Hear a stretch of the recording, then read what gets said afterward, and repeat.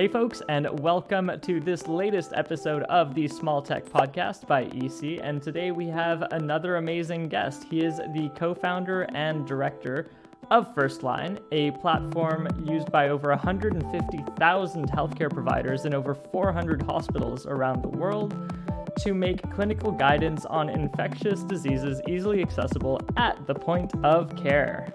He is Cyrus Greenall. Hi, Cyrus. Hi, Raphael. How are you? I'm doing well. How are you? I'm good, thank you. Well, yeah, welcome to the podcast. And I would love to learn more about how you got to where you are. So what was your journey? How did you get to Firstline? I know you did some stuff in game development before, so I'm just curious to poke around at that. Yeah, I can share my dream when I was a kid, probably from the age 12, was to work in video games. And when I was 13, I wrote a letter to the president of Electronic Arts, making a claim of what I thought about the future of video games and why I thought they should give me a job, which of course they could never do it. But what was amazing is that that fellow, Don Matrick, invited me to their office in Vancouver, gave me a tour and just exposed me to video games and software development. Yeah. And it was so exciting to me. And it was amazing that he took time out of his busy schedule to entertain a 13-year-old. But that really started my path, and everything was really focused on software development and video games. So that's what I learned throughout high school and university. Ended up starting my own video game company and worked at Electronic Arts and other video game companies. But after some time there, as you get older, my goals shifted, and I realized there's a lot more to life in my career than just video games alone. It's a difficult industry and it has a lot of value, but at the same time, I was looking for something a little bit more, and started building apps and doing different kind of projects. And I collaborated with a friend of mine who was a brilliant self-taught programmer who was also a teacher and had taught himself to code and had ended up publishing several apps on his own. And this is like early in the days of the App Store. Okay. So when it was much less accessible than it is today. Yeah. And I was just amazed that it's very rare actually for people to, at a later stage in life, to teach themselves software development and actually self-publish apps themselves. Yeah. Again, at that stage. So I feel like I have to work with this guy. Like, he was just brilliant. And so his brother and sister-in-law were infectious disease physicians. And he was beginning to develop a prototype, a pilot at their hospitals. Mm-hmm. And this is really to try to tackle this global health issue of antibiotic resistance. So that's where the story starts. Okay. And so how did you fit into this picture? What was your role when you first started working together? Yeah, well, I mean, it was really just a pilot and an idea, and it wasn't really a business. So the idea was to come in with my business acumen, if you can call it that, and really help turn it into something that take it from a pilot into something that we could scale and actually create a business around it and grow it. And it was so exciting to me to work on something that had such a potentially tangible benefit on people. And again, as much as I love video games and there's a role for entertainment in this world, it doesn't have the same direct effect on people's lives as software in something like healthcare can. So my role was really, as in a startup, it's like wearing every hat, but it was a big part of was just building the business, even doing some Android development, and sales, and really anything and everything that was needed, including building content for hospitals when we first began. Oh, wow. How was that? I feel like that must be like... Hospitals must have a special kind of way of operating. I feel like anything medical and anything tied to government always feels a little onerous. So yeah, how's that? Both in content and the rest of the work that you've been doing over the years. Yeah, it's different from business, of course, because a business is primarily governed by profit. And if a business sees something that will show a return on investment, they'll likely invest. But with healthcare, of course, there's so many different factors to consider. Yeah. And it's not always just about the money. It's also about the quality. And it's also about the time, too, that physicians and pharmacists and nurses and administrators are all burned out. So there's a limited ability to take on new technologies, new innovations, even if it's something that might make a difference. So are the people who would be using the technologies, are they resistant, or is it the structure that's resistant? So the folks that we work with the closest are experts in infectious diseases Yeah. and antibiotics. And they're physicians, they're pharmacists, they're nurses, and they have their daily work, their clinical work. So when it comes to adopting new technology to really start to try to transform their work, of course, it's very exciting, but it comes at the expense of their daily work. So that's always a challenge for us, is working within their kind of priority matrix. Actually, so I realized that I had my little blurb at the beginning about Firstline, but maybe you can tell us, what's your 30-second pitch? What is Firstline? Taking a huge step back, the big challenge is that medicine is really difficult. And no person, no provider alone has all the knowledge necessary to make the best possible decisions. Yeah. It's just impossible. And I think there's more and more recognition that it's just not reasonable to expect everyone to be up to date on all evidence on all specialties in healthcare. Yeah. So with that recognition, the realization that we need adjunct tools to help us, either people or technology or both. So the idea of our tool is a decision support tool that a physician or pharmacist or nurse can reference when they're making a treatment decision. Okay. And so when it comes to infectious diseases and the treatment of them, in Canada and the United States and elsewhere in the world, up to 50% of treatment decisions are considered inappropriate or unnecessary. So almost half of the time when antibiotics are prescribed, they may not be needed, or it's the wrong drug or the wrong duration of therapy, and so on. And that's a relatively high rate of error. And the consequences, you can imagine, are enormous. There's an impact on the patient. There's an impact on the organization because they're spending more money. Yeah. And there's an effect on the globe because the excess use of antibiotics is leading towards the resistance to antibiotics.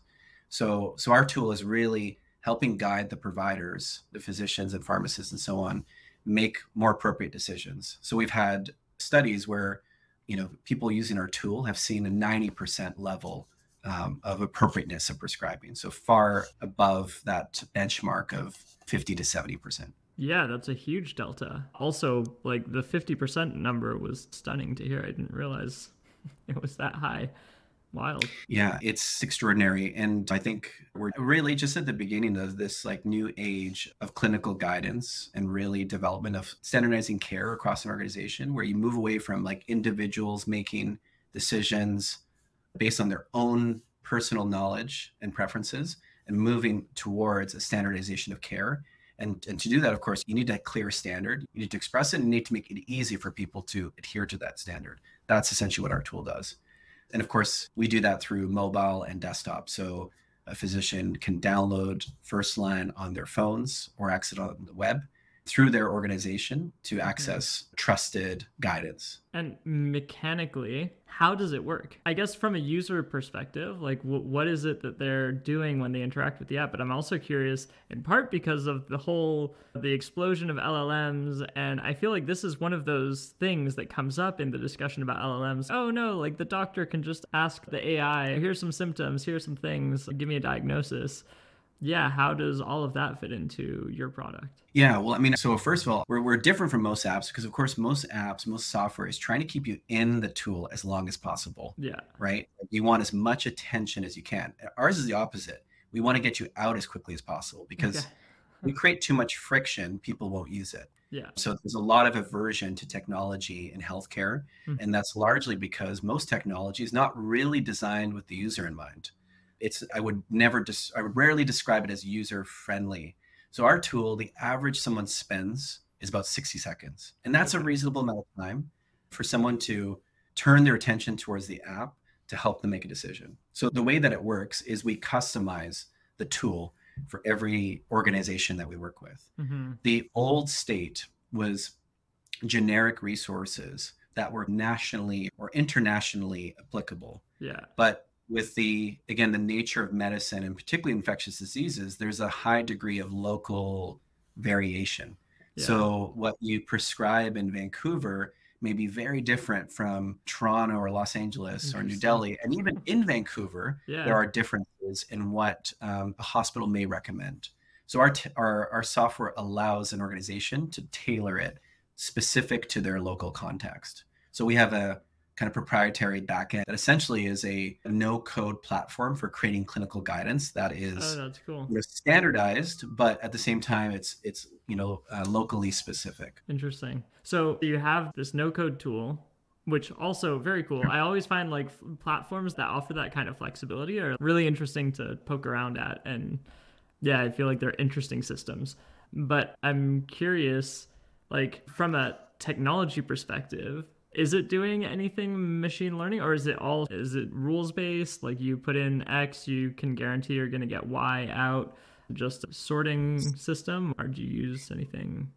Yeah. So the thing with a tool like ours is we want to be as discrete and black and white as possible, at least at this stage. Yeah. So there is the ability to incorporate like calculators, more complex decision support, but it's all very transparent to the end user. Yeah. These are things that they would be calculating already, but you can imagine, I don't even know how they are doing it at the moment on paper. Yeah. So using the app, it makes it far more efficient. Yeah. In fact, in most cases, they're probably not calculating it, but there are things that they likely should. As far as like large language models and so on, yeah, there's enormous opportunity. But in healthcare, of course, there's a lot of risks involved. Yeah. We now have one of the largest databases of clinical guidance for infectious diseases in the world. We have one of the largest databases of resistance data in the world, among other things. So in this kind of new chapter of like technology where everyone is thinking about Gen AI, data is a huge part of that moat. And so we're fortunate that there is a lot of content, but it's being mindful of how it can be used in a way that's really bringing value to our customers and not ever compromising the quality of the service. Yeah, that makes sense. Is there a way for you to track outcomes from the decisions made using your system? Like use in terms of how the platform is used. We don't track the actual like healthcare outcomes. Yeah. So we get that from the organizations that we work with, that we partner with. Yeah. They're always interested in really understanding the impact of a tool like ours. Yeah. And so they do that. And they publish studies and posters and so on and presentations that talk about the impact of Firstline in their organization. Cool. Yeah, no, I was curious. I was thinking like if you have these complex decision trees that give you some tangible output that you can then apply to like a medical decision, like it'd be really neat to then correlate that back and see like where they could like tweak their own inputs to improve it over time or something like that. I think that would be really neat. Absolutely. And it's an area that there's a lot of opportunity, I think, to learn. Yeah. Because no one really knows exactly what type of guidelines work the best.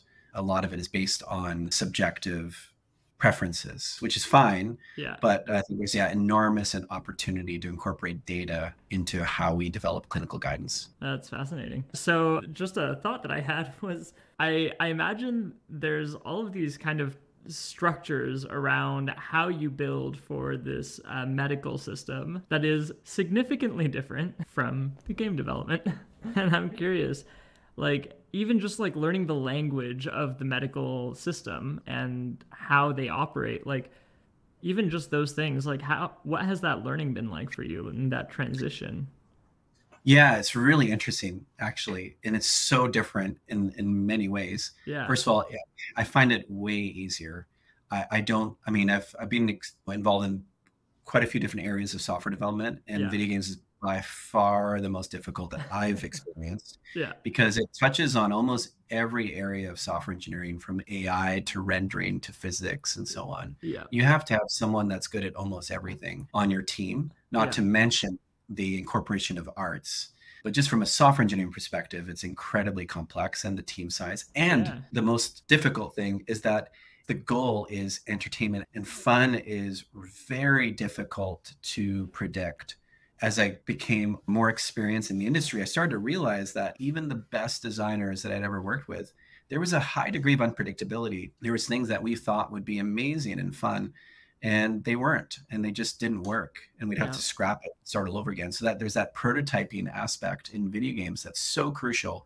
And the best designers in the world lean on that methodology. Mm-hmm. In this world, it's much better because it's intuitive. Yeah. There's not, I mean, there's a degree of prototyping, but the goal is very clear. It's make the experience better for the end user, which is usually, I mean, we can follow like industry best practices for that.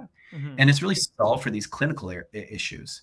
So we're constantly listening to our customers, and particularly those infectious disease experts, to understand what are the problems that they're experiencing in the hospital. We really try to dive into the specific clinical issues, because often when people come to us, they say, oh, no one looks at our guidelines. We'd love to use an app. And that's great. But there's a deeper level of challenges, and the problem space is much more complex when you dive into, well, why is it that you want people to use guidance? Where are there opportunities for improvement in terms of clinical care? So we try to drive at those issues, and then think about what's the best way to solve it. So I find that process much more intuitive, because there's always an answer. It's just about really finding the most efficient way. And of course, making sure that that problem is actually a problem worth solving. And then in terms of, obviously a space that I have no background in, and many of my colleagues, we're blessed. Like the folks that we work with, they're so happy to share and teach us. So from the day that I started, was really immersing myself in this world. And I love doing that. I love getting into a space that I know nothing about. Yeah. And I still know very little, but we talk to our customers constantly. I would say we have really great relationships. Many of them I now call my friends, because we chat so often, and it's a lot of learning from them. And in fact, I think the fact that we don't have a background in healthcare has actually benefited us, because we come at it from a different perspective. Our competency is really in technology and design. Yeah. I mean, we have some competency in healthcare and in some clinical expertise, but really we bring software and design, which is, like I said, is often lacking in the industry. Yeah, that makes a lot of sense. I feel like that's a thing that I also enjoy with the type of work that we do, is just being able to dig into a whole new problem set, a whole new industry. Yeah, it's really rewarding. I'm curious, also, again, from this transition from games, was there anything that you found was perhaps oddly useful knowledge to transfer from game development into this field? Yeah, I mean, absolutely. I think gamification is, I mean, it's a term that's overused and I think misunderstood. Yeah. But I think understanding the importance of engagement, right, and the user experience, obviously that's paramount in games. Mm-hmm. And it's no different in any software that's user-centered. Yeah. And like I said before, we've really come at it with this approach of how do we create a tool that providers want to use, that they'll go out of their way to use, even if it's just 60 seconds. Yeah. So there's a lot of those concepts, I think, brought into the tool that really lean on user experience design that we would often leverage, of course, in video games. I feel like that gives you such a step up when you find people who don't care about that. They think, well, no, here's the functionality. The functionality exists. It should take off. People should use this, right? But they forget that if it's not pleasant to use, if it's not fun to use, if it's not smooth to use, then people won't use it. Yes. Yeah.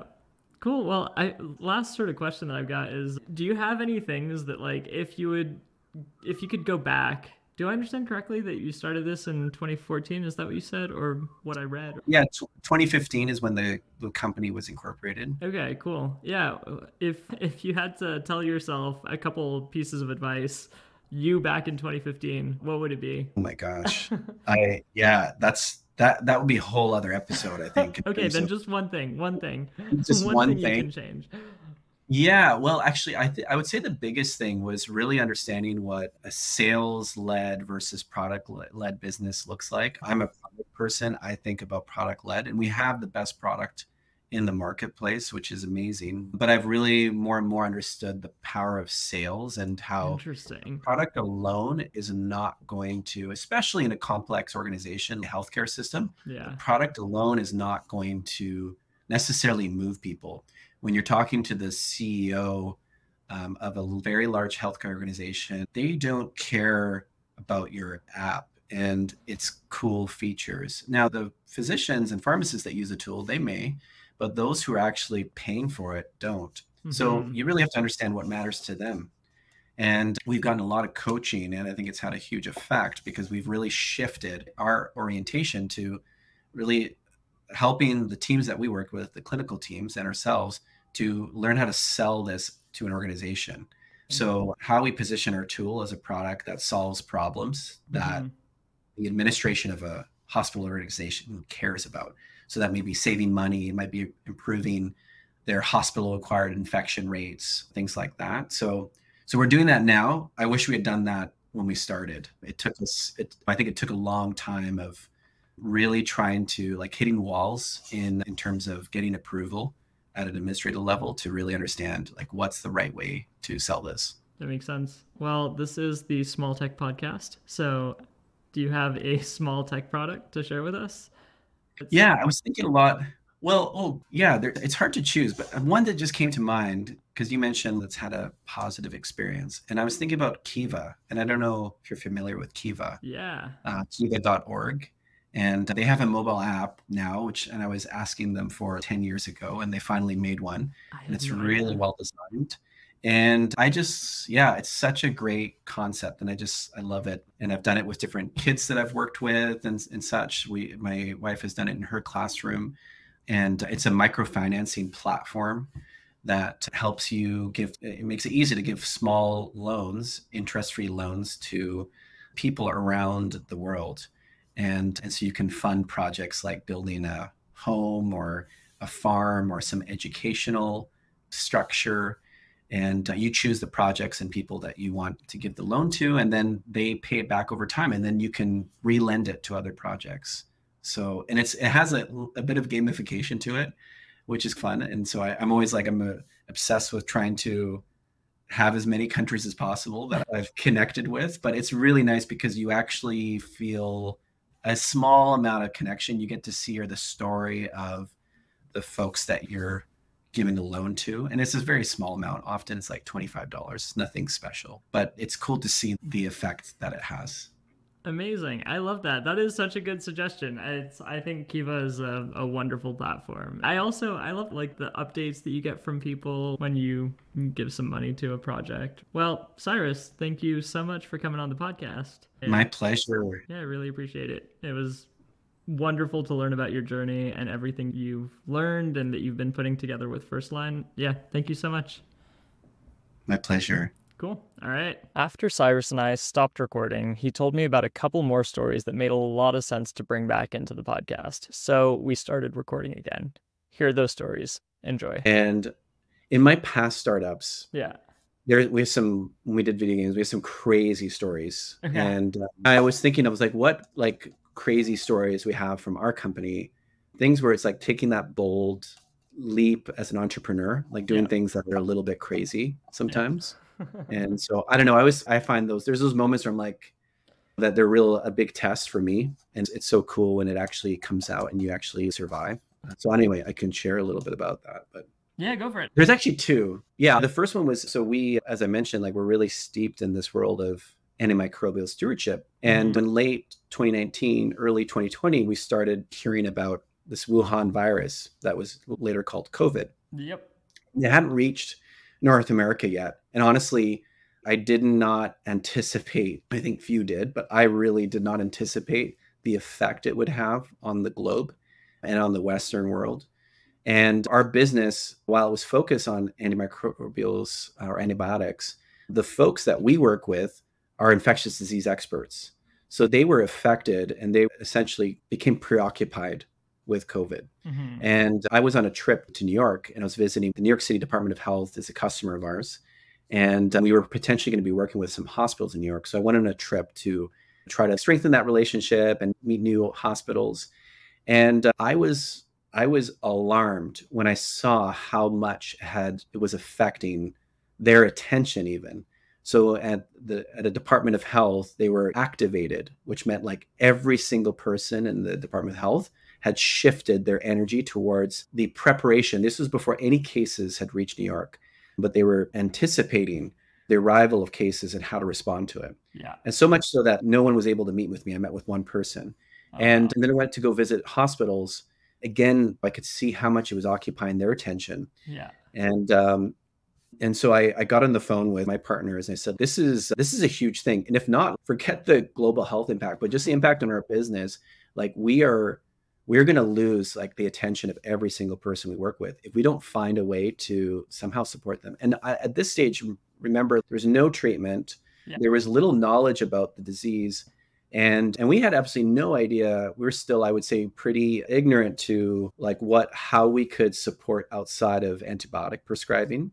So we got on the phone and talked to as many people as we could talk to, our customers, and really trying to understand like how could Firstline, or we were called Spectrum at that point, how could we help with this? Because we had people we were talking to, potential customers, who were basically saying, hey, we can't talk anymore because I'm focused on COVID. Yeah. So we ended up really trying to understand how we could solve that problem. We found like, hey, maybe this is something we could do in terms of helping hospitals identify, does a patient have COVID? If they have COVID, what do you do with them? Where do you admit them to? What tests do you give them, right? There was all these questions that our customers were dealing with. We said, well, hey, we have a platform that helps people make decisions. Can't we help with this problem too? And sure enough, like a few people said, yeah, I think actually this might be helpful. Let me see if we can get funding for it. And they did. That's amazing. And so what became potentially like a perilous moment for the company, honestly, like it might have destroyed the company. I don't know what effect it would have had we not pivoted. Yeah. It ended up becoming one of our biggest years and an incredible inflection point. We ended up getting support from the Canadian federal government to expand our platform. We signed up provinces across Canada. We became one of the most widely used clinical decision support tools in Canada. We were helping hospitals across the country share the first protocols for the treatment of COVID. And honestly, had it not been for that conversation in New York, and we would have been much slower to respond, maybe too slow, to be honest. Wild. I feel like that's also such a good story to highlight these moments where you just got to figure something out. This feels kind of make honestly, or break. It really felt like that. It was like 24 hours around the clock. We were working on the prototypes, if you will, to see and show people like, hey, is this something that would be helpful? With no idea if it actually was something of value. And I can share briefly, it's a shorter story, but this is a continuation. So we were doing a pilot in a number of countries in Europe. And it was during COVID, and it really disrupted that pilot. But we were launching at a major university teaching center in Netherlands. And we were launching on a Saturday. In hindsight, I don't know why they chose a Saturday to launch. But this was shortly after we had pivoted and expanded the app to support all infectious diseases, including COVID. And on Friday at 5 p.m., Google took down our app off the Play Store, as I can't remember, under their policy, because there were so many fraudulent apps around COVID on the App Store and Play Store at that time. And so they basically, anything that I think mentioned COVID in its description was taken offline. Thankfully, Apple didn't do that, but Google did. And so our app couldn't be downloaded or accessed. And we were going to be launching in the hospital the next day with a mission critical tool that their providers wanted to use for the treatment and management of COVID. And they couldn't access the app. And this was horrifying. And of course, with Google, it was just an automated email with no support. The moment I responded and I received the email, it was already closed a business for them. Oh, man. So I'm in a panic and with really no idea of what to do. And I start calling every single phone number I can think of. I called Google Cloud, and who had an office in Philippines, and had nothing to do with what we were talking about. Like, please connect me with someone. Someone's got to be able to help me. And I was just shouting that this is a critical access tool for like healthcare and for patient safety. And none of these numbers I called, I left messages, I tweeted at Google. Of course, nobody is responding. And I'm like in a full on panic. And I start emailing people and then scouring LinkedIn. And I was just starting to I got to think outside the box here, because this is a disaster if we launch and half the people can't download the app. So I start going on LinkedIn and I start searching people who maybe have some say in like turning our app back online. And I realized, of course, like now it's like Friday at 9 p.m. Who is going to be checking their LinkedIn? So I think, okay, I need to contact people who are based in Europe. So I found VPs and product managers of Google Play in Europe. And ended up, and sent probably about, 50 connection requests with the same similar message. And finally, the VP of the Play Store of Google Europe responded and connected me with someone and said, okay, we're going to fix this. And within an hour, it was fixed. This was Oh, now man. Saturday, 4 a.m. So I had been going, I think, for 12 hours trying to figure this out. I finally fell asleep. Oh, no. At 5 a.m, the app was back online, and the crisis was averted. But it was, yeah, it's like these kind of moments. That happen once in a while in the business where as an entrepreneur, you have to think outside the box and kind of do anything to keep things running.